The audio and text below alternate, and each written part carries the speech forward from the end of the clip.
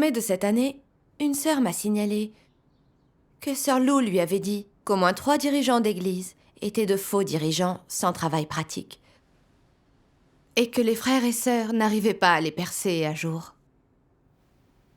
Après avoir entendu son rapport, je me suis dit que Sir Lou était vraiment trop arrogante.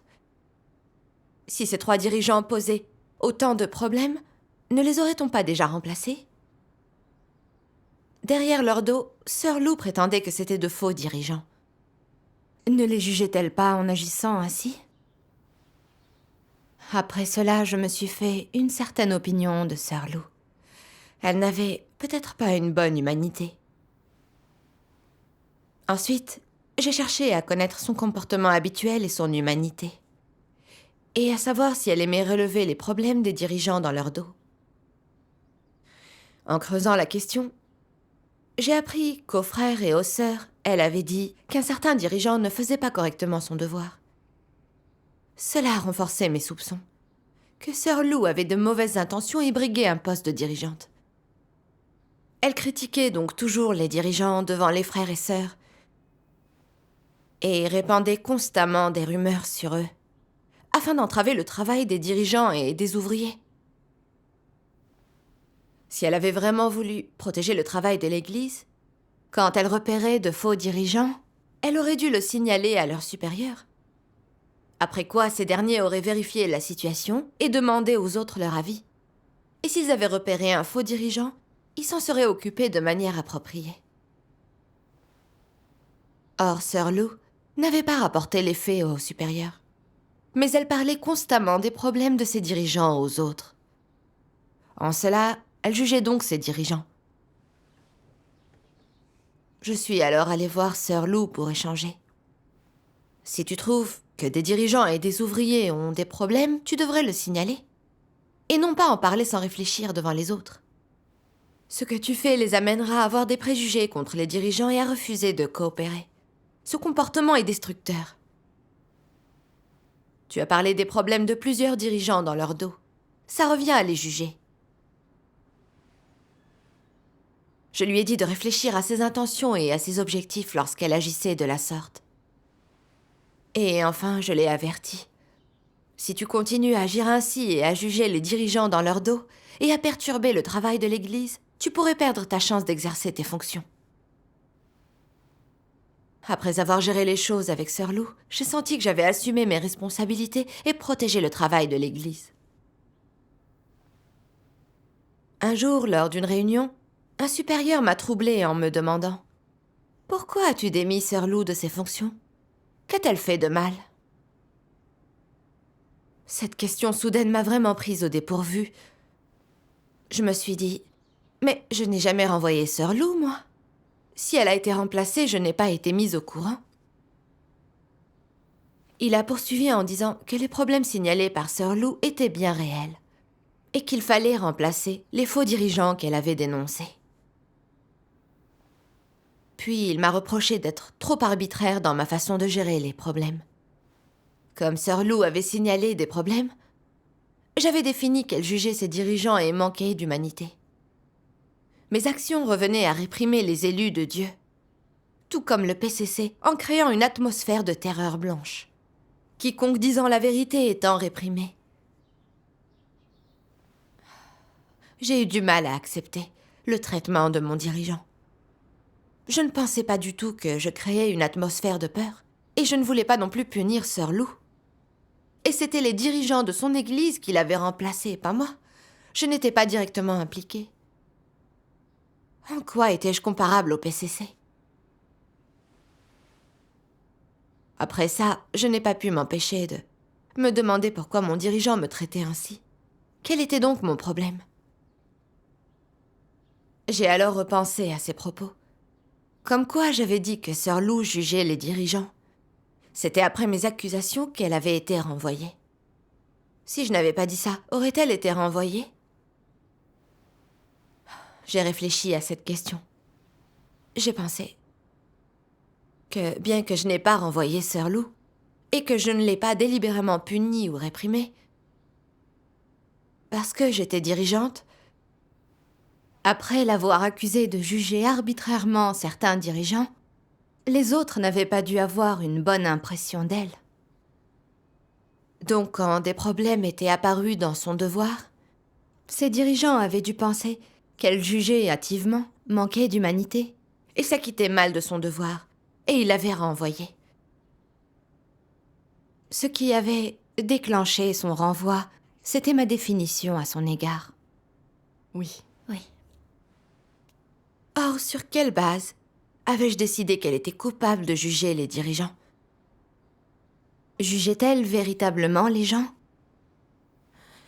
En y réfléchissant, j'ai découvert que j'avais des points de vue fallacieux. Le signalement des dirigeants devait se faire selon un processus. Soit on donne des conseils à la personne concernée, soit on signale le problème à ses supérieurs, pour les laisser enquêter et s'en occuper. Sinon, on juge les dirigeants derrière leur dos. Sir Lou avait parlé des problèmes de 4 dirigeants, mais elle n'en avait pas parlé à ses dirigeants ou signalé le problème à leurs supérieurs. Or, plusieurs fois, elle avait parlé de ses dirigeants aux autres, disant qu'ils ne faisaient pas de travail pratique et étaient de faux dirigeants. Par son comportement, elle jugeait clairement ses dirigeants. Pour ma part, je l'avais condamnée quant à ce comportement, sans m'informer ni enquêter, pour savoir si les problèmes avec ces 4 dirigeants étaient authentiques. Je vois. Si Sir Lou disait vrai, ces personnes étaient de faux dirigeants. Et si elle faisait ça, c'était pour les dénoncer. Elle était juste et défendait alors la vérité. Elle se montrait responsable et protégeait le travail de l'Église. Oui. Celui qui rapporte fidèlement les problèmes, sans craindre le statut et le pouvoir des faux dirigeants, est une bonne personne dans la maison de Dieu, une personne à cultiver. C'est vrai. Si les problèmes rapportés ne collent pas aux faits, ou si des dirigeants ou des ouvriers sont faussement accusés, il s'agit alors de calomnie, d'un jugement arbitraire qui perturbe le travail de l'Église. L'auteur de ces propos est un malfaiteur et doit être traité selon les principes. Oui. Les faits ont démontré que les dirigeants dénoncés par Sir Lou étaient bien de faux dirigeants sans travail pratique. Tout ce qu'elle rapportait collait aux faits. Elle ne jugeait pas du tout les dirigeants. Elle disait la vérité, dénonçant de faux dirigeants. Une personne avec un tel sens de la justice mérite d'être soutenue, et non accusée et condamnée à la va-vite comme je l'avais fait. Oui. Oui. Si on accuse les gens comme ça, personne n'osera dire la vérité. Avant, quand je découvrais des dirigeants ayant de graves problèmes, je n'osais pas en parler, car je craignais de les juger. Mais maintenant, je comprends. Si on voit qu'un dirigeant ou un ouvrier va à l'encontre des principes, en discuter et le discerner avec les frères et sœurs ne revient pas à établir un jugement. C'est apprendre le discernement. Oui, Ce qui compte vraiment, c'est de savoir si les problèmes dont on parle sont bien réels. C'est exact. Si ce qu'on dit est factuel, alors on ne juge pas les autres. Si ce qu'on dit n'est pas vrai, et qu'on s'empare de la corruption de quelqu'un, ou qu'on fait une montagne de faits insignifiants, puis qu'on répand ces choses, alors il s'agit bien de jugement. oui. À l'époque, je ne comprenais pas ce que signifiait dénoncer de faux dirigeants et juger. Quand ces faits sont arrivés, je n'ai pas cherché de principe ni craint Dieu dans mon cœur. Mais j'ai arbitrairement condamné quelqu'un de bien. Si mon supérieur n'avait pas découvert le renvoi injustifié de Sir Lou et qu'il ne l'avait pas annulé, j'aurais fait quelque chose de mal. Oui.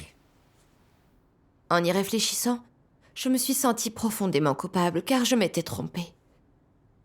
Je suis donc allée devant Dieu et j'ai prié. J'étais prête à accepter son émondage ainsi que son traitement. J'ai demandé qu'il m'aide à prendre enfin conscience de ma corruption. Dieu soit Dieu loué. soit Sois loué. loué. Là, j'ai vu un passage de la parole de Dieu. Le 2e paragraphe de « Servir religieusement » doit être interdit. Je vais vous le lire. D'accord.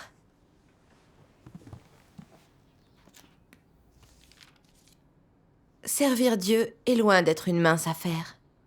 Ceux dont la corruption reste inchangée ne peuvent pas servir Dieu. Si ton tempérament n'a pas été jugé et châtié par ces paroles, alors ton tempérament représente encore Satan. Ce qui prouve que ton service pour Dieu relève de ta propre bonne intention, que ton service est basé sur ta nature satanique. Tu sers Dieu avec ton caractère naturel et en fonction de tes préférences. En plus, tu penses toujours que ce que tu es prêt à faire réjouit Dieu, et que ce que tu n'es pas prêt à faire est l'objet de la haine de Dieu. Ton travail est entièrement guidé par tes propres préférences. Peut-on appeler cela servir Dieu? En fin de compte, ton tempérament de vie ne changera pas du tout. Au contraire, ton service te rendra encore plus têtu, enracinant ainsi ton tempérament corrompu. Et de ce fait, à l'intérieur de toi-même seront formées des règles pour servir Dieu basées sur rien d'autre que ton propre caractère. Et sur des vécus issus de ton service selon ton tempérament. Ce sont les vécus et les leçons de l'homme ainsi que sa philosophie existentielle. De tels gens font partie des pharisiens et des responsables religieux. S'ils ne se réveillent jamais, ni ne se repentent, alors ils deviendront sûrement de faux Christ et des antéchrists qui trompent les gens. Les faux Christ et les antéchrists dont on a parlé seront issus de gens comme eux. Si ceux qui servent Dieu suivent leur caractère et agissent selon leur volonté, ils risquent d'être chassés à tout moment. Ils tomberont devant Dieu, ceux qui se servent de leur expérience acquise au service de Dieu pour séduire les gens, les sermonner et les contrôler pour s'élever. Ceux qui jamais ne se repentent, jamais ne se confessent, ni ne renoncent aux avantages que procure la position. Ce sont des gens de même type que Paul, se prévalant de leur ancienneté et exhibant leurs qualités.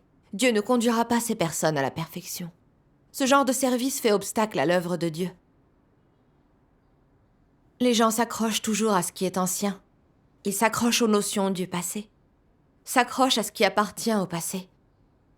Cela constitue un sérieux obstacle à leur service. Si tu ne peux pas t'en débarrasser, ces choses ruineront certainement toute ta vie.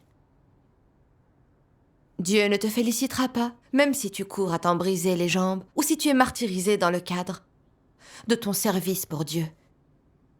Il dira que tu es un malfaiteur. Amen. Amen. La parole de Dieu a précisément révélé mon état. Dirigeante depuis longtemps, j'avais l'impression d'avoir beaucoup d'expérience, de maîtriser les principes, d'avoir de l'expérience. Et je pensais savoir comment considérer les gens et traiter les problèmes. De plus en plus arrogante, je n'avais pas de place pour Dieu dans mon cœur. Et quand des choses arrivaient, je croyais généralement savoir ce qui se passait. J'avais mon idée sur la question. Je croyais avoir raison et devoir faire les choses à ma façon. Je ne priais pas pour chercher des principes, je pratiquais juste comme je le jugeais bon. Quand les problèmes de Sœur Lou m'ont été rapportés, je n'ai pas prié Dieu du tout. Et je n'ai pas cherché comment pratiquer la vérité ou agir selon les principes dans cette affaire. Ma première réaction a été de penser que c'était un problème de jugement et d'humanité. J'ai donc cherché à savoir si son humanité était mauvaise, et si dans ses interactions, elle parlait de problèmes avec les dirigeants et les ouvriers. Quand j'ai appris qu'elle avait également rapporté les problèmes d'un autre dirigeant, je l'ai défini comme jugeant les gens et détruisant le travail de l'Église.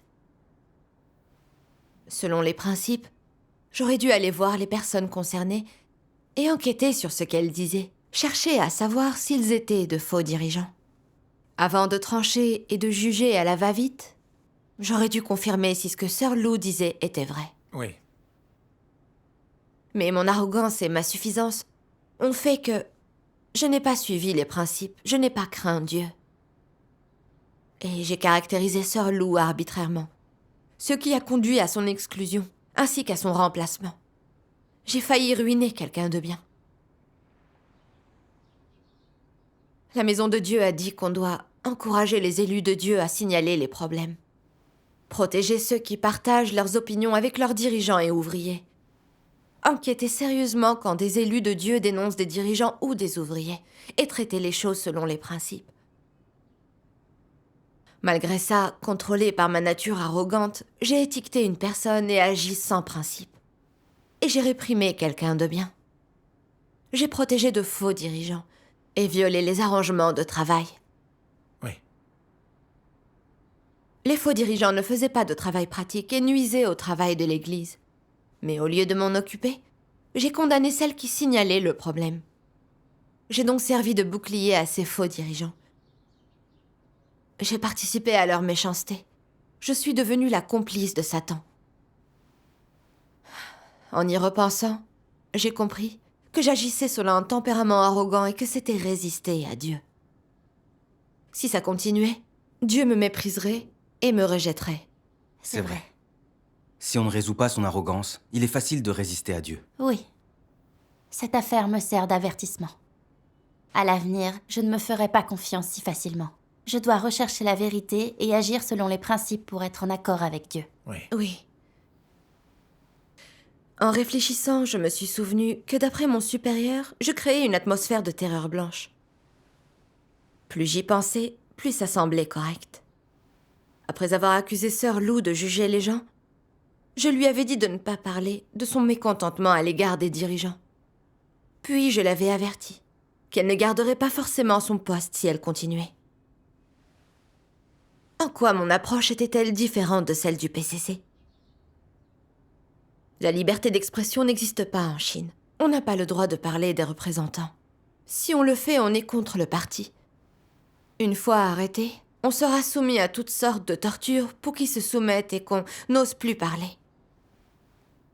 Quiconque ose dénoncer le parti est reconnu coupable de subversion du pouvoir de l'État et va en prison. Tout désastre au pays, du grand dragon rouge, ou toute nouvelle défavorable au PCC ne peuvent être rapportées. Et quiconque le fait est condamné pour divulgation de secrets d'État. Oui. Si les fonctionnaires sont négligents ou manquent à leurs devoirs, le peuple n'est pas autorisé à les dénoncer. Si quelqu'un ose publier des commentaires en ligne, au mieux, la police le menace. Au pire, il peut être accusé d'un crime et puni ou condamné. Tout ça fait craindre aux gens de dire la vérité. Si vous avez de la colère, vous n'avez qu'à la ravaler. Les gens vivent dans la peur et perdent leur liberté d'expression. En pensant à ce que j'avais fait, c'était exactement créer l'atmosphère de terreur blanche du PCC.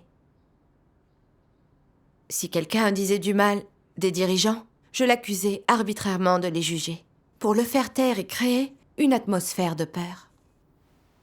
Les élus de Dieu vivaient ainsi dans la peur, et n'osaient plus dénoncer les faux dirigeants, de peur qu'ils leur rendent la vie vraiment difficile. Sœur Lou avait dénoncé de faux dirigeants, mais je l'avais condamné. Si un jour il y avait des problèmes ou des déviations dans mes propres devoirs, et qu'au lieu de les signaler à mes supérieurs, les frères et sœurs en discutaient et me dénonçaient entre eux, et que j'en entendais parler, définirais-je qu'ils me jugeaient et les punirais-je directement? Irais-je même jusqu'à les renvoyer? Étant donné ma nature, j'en étais certainement capable. Si je ne me repentais pas et continuais de la sorte, je deviendrais un antéchrist. J'offenserais Dieu et il m'éliminerait. Oui. Après y avoir réfléchi, j'ai eu peur à cause de ce que j'avais fait. J'étais dirigeante depuis plus de 2 ans.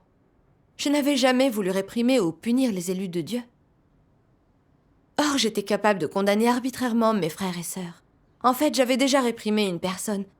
J'avais déjà fait le mal.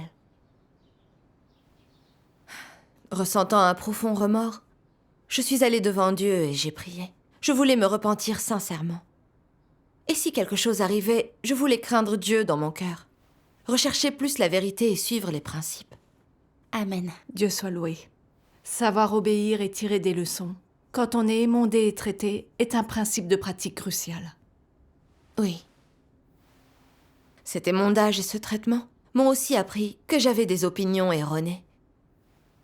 Je pensais que quand quelqu'un était choisi comme dirigeant, il était meilleur que les frères et sœurs ordinaires et avait le droit de parler. Comme il faisait le travail de l'Église, les élus de Dieu se devaient de le soutenir. Même si on découvrait un problème, on ne devait pas en discuter sans réfléchir avec les autres. Plus tard, j'ai lu un passage de la parole de Dieu qui m'a fait changer d'avis et m'a enseigné le rôle et le but des devoirs des dirigeants et des ouvriers dans l'Église. Dieu soit loué. Je vais vous lire ce passage. D'accord. Quand quelqu'un est choisi par les frères et sœurs pour être dirigeant, ou promu par la maison de Dieu pour faire un certain travail, ou accomplir un certain devoir, cela ne signifie pas qu'il a un statut spécial ou une identité spéciale non plus, ni que les vérités qu'il comprend sont plus profondes et plus nombreuses que celles que comprennent tous les autres. Et cela signifie encore moins que cette personne est capable de se soumettre à Dieu et ne le trahira pas. Cela ne signifie pas non plus que cette personne connaît Dieu, ni qu'elle est quelqu'un qui le craint. Le fait est qu'elle n'a accédé à rien de cela. Il s'agit de promotion, de formation au sens le plus simple. Cela signifie simplement qu'elle a été promue et qu'elle attend donc d'être cultivée. Et le résultat final de cette formation dépend du chemin emprunté par cette personne et du but que cette personne poursuit. Ainsi donc, quand quelqu'un dans l'Église est promu et formé pour être un dirigeant, il est seulement promu et formé au sens le plus simple. Cela ne signifie pas qu'il est déjà un dirigeant qualifié, ou encore un dirigeant compétent, ni qu'il peut entreprendre le travail d'un dirigeant et qu'il peut effectuer un vrai travail. Ce n'est pas le cas. Quand quelqu'un est promu et formé pour être un dirigeant, possède-t-il la réalité de la vérité ? Comprend-il les principes de la vérité ? Cette personne peut-elle concrétiser les arrangements de travail de la maison de Dieu ? A-t-elle le sens des responsabilités ? Est-elle dévouée ? Se soumet-elle à Dieu ? Lors d'un problème, recherche-t-elle la vérité ? On ne peut pas le savoir. Cette personne a-t-elle un cœur qui craint Dieu ? Et dans quelle mesure le craint-elle ? Est-elle susceptible d'agir selon sa volonté ? Peut-elle chercher Dieu ? Pendant qu'elle accomplit le travail des dirigeants, se présente-t-elle fréquemment devant Dieu pour chercher à savoir quelle est sa volonté ? Peut-elle guider les gens dans la réalité de la vérité ? Tout cela et bien davantage doit être cultivé et découvert. Tout cela reste inconnu. Promouvoir et former quelqu'un ne signifie pas qu'il comprend déjà et a acquis la connaissance de la vérité. Et non plus qu'il est capable d'accomplir son devoir de façon satisfaisante. Quels sont le but et le sens de la promotion et de la formation ?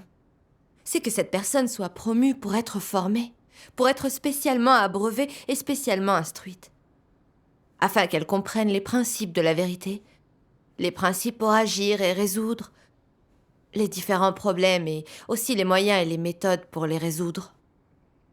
Ainsi que, lorsqu'elle rencontre divers environnements et personnes, la manière de les gérer conformément à la volonté de Dieu et pour protéger sa maison.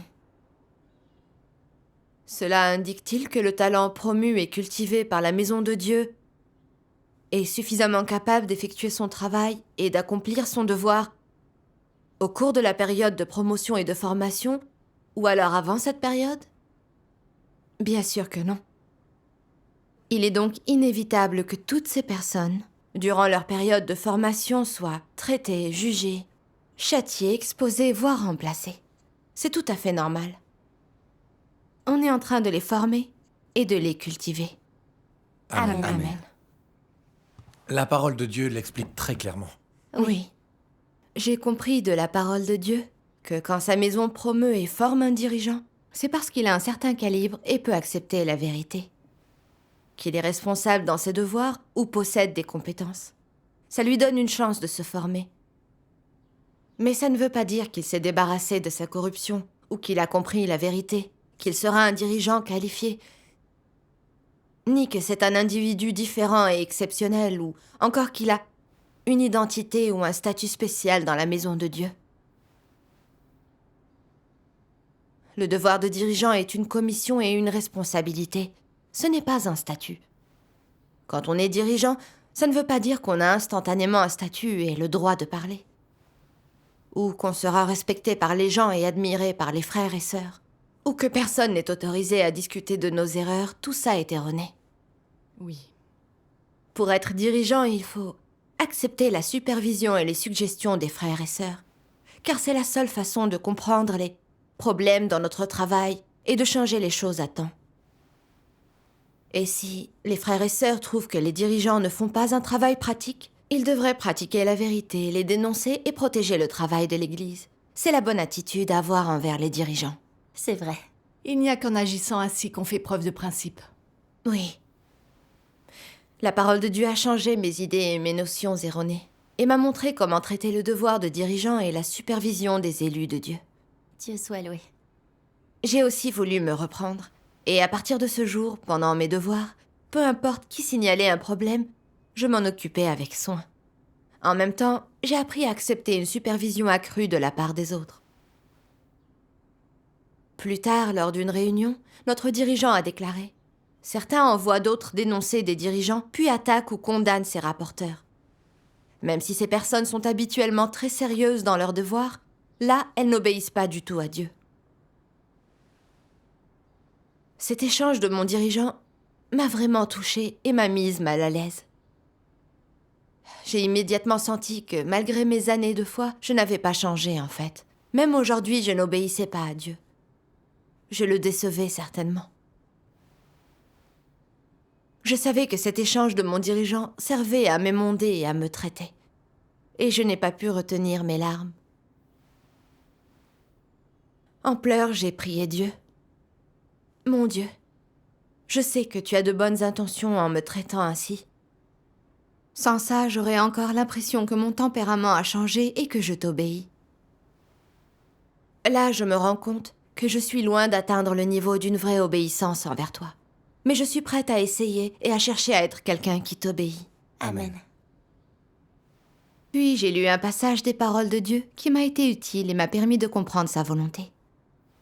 C'était ce passage de « La parole apparaît dans la chair ». C'est de là qu'il provient. Lisons-le ensemble. D'accord. Les hommes ne peuvent pas changer leur propre tempérament. Ils doivent subir le jugement, le châtiment, la souffrance et l'épurement des paroles de Dieu, ou être traités et disciplinés par ces paroles. C'est alors seulement qu'ils peuvent atteindre l'obéissance et la fidélité à Dieu et ne plus être négligents à son égard. C'est sous l'épurement des paroles de Dieu que le tempérament des gens change. C'est par l'exposition, le jugement, la discipline et le traitement de ces paroles qu'ils n'oseront plus agir imprudemment, mais deviendront calmes. Le point le plus important, c'est qu'ils sont capables de se soumettre aux paroles actuelles de Dieu, ainsi qu'à l'intégralité de son œuvre. Et même si ce n'est pas conforme à leurs notions, ils peuvent mettre celles-ci de côté et se soumettre délibérément. Amen. Amen.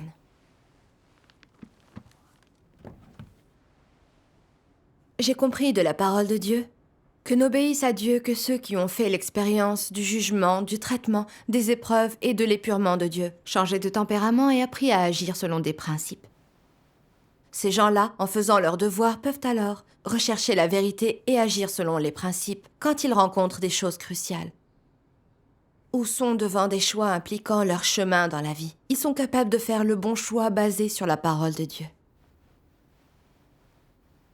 Si vous n'obéissez à Dieu que pour les questions triviales ou vos comportements extérieurs, mais agissez selon votre volonté ou votre personnalité, pour les questions de principe ou pour les points essentiels, alors vous rebellez encore contre Dieu. Oui.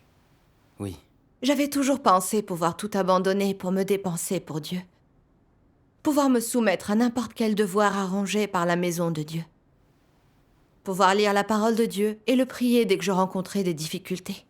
J'avais toujours fait des efforts dans mes devoirs. Et ayant cette attitude, je croyais que j'étais vraiment obéissante envers Dieu. Or, dans le cas de Sir Lou, j'avais agi selon ma propre volonté et l'avais réprimé arbitrairement. Preuve que mon cœur était gouverné par mes tempéraments sataniques. J'avais beau être sérieuse et consciencieuse dans mes devoirs, quand il s'agissait de principes et de questions clés, je pouvais encore me rebeller et être hostile envers Dieu. Visiblement, je ne comprenais pas la vérité. Mes tempéraments restaient les mêmes, et je n'obéissais toujours pas à Dieu. Sans l'émondage de mon dirigeant, le jugement et la parole de Dieu, je n'aurais pas pu me connaître. Dieu soit loué. Rendons grâce à Dieu. Maintenant, pour des questions clés impliquant les principes de vérité, je peux chercher la vérité et chercher à agir selon les principes. Je n'agis plus aveuglément. Dieu soit loué. Je prie aussi souvent Dieu. J'ai encore beaucoup de tempérament corrompu et d'opinions erronées. Il me faut toujours faire l'expérience du jugement, de la discipline, pour pouvoir atteindre le changement.